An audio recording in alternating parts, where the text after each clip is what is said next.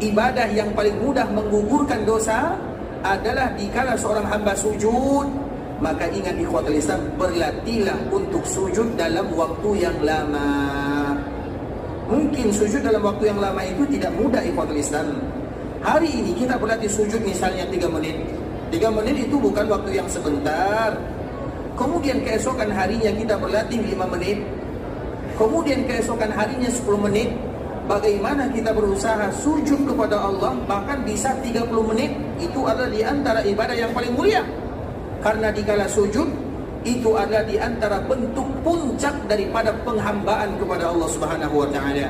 Terutama dikala kita berada di tanah haram Makkah Madinah, maka berlama-lamalah sujud. Terkhusus bagi kita yang nanti masuk ke Raudhah Ikhwatul Islam, maka di antara ibadah yang paling mulia adalah ibadah salat. Iya, semua ibadah boleh kita lakukan di dalamnya. Tapi di antara salah satu supaya kita bisa berlama-lama di Raudhah adalah berlama-lama sujud kepada Allah Subhanahu wa ta'ala. Di dalam sujud kita bisa berdoa. Di dalam sujud doa dikabulkan oleh Allah Subhanahu wa ta'ala. Terlalu banyak keutamaan daripada ibadah sujud tersebut. Maknanya bukan hanya sedar sujud, tapi sujud yang itu merupakan bagian daripada ibadah salat. Sehingga Nabi SAW mengatakan kepada Rabi'ah, "A'inni ala nafsika bi kasratis sujud."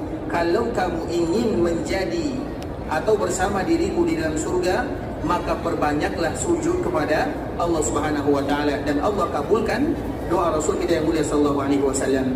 Makna yang ingin kami sampaikan di ikhwatul Islam itu semua merupakan di antara bentuk Nabi sallallahu alaihi wasallam berbalas jasa kepada orang-orang yang pernah melakukan kebaikan dalam kehidupannya. Semua orang yang berbuat baik kepada Nabi, Nabi akan balas kebaikan tersebut. Bahkan bukan hanya kepada seorang muslim, kepada orang yang jahat pun Nabi akan melakukan kebaikan. Kita contohkan lagi yang lain. Karena ini merupakan di antara salah satu akhlak yang sudah mulai dilupakan oleh kaum muslimin.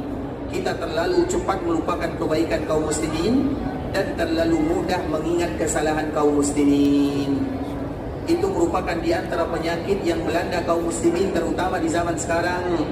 Terlalu cepat kita memudahkan atau melupakan kebaikan kaum muslimin, dan terlalu ingat atau seringnya kita ingat dikala kesalahan yang kita lakukan. Karena orang yang seperti ini, ikhwatul Islam, seorang laki-laki sifatnya tidak seperti ini. Jangankan seorang muslim, seorang laki-laki, mereka tidak itu sifatnya. Yang mudah melupakan kebaikan dan yang paling cepat mengingat kesalahan, itu sifat siapa biasanya? Sifat siapa? Sifat perempuan. Bukankah Nabi SAW yang mengatakan demikian? Kalau sekiranya kalian melakukan kebaikan 50 tahun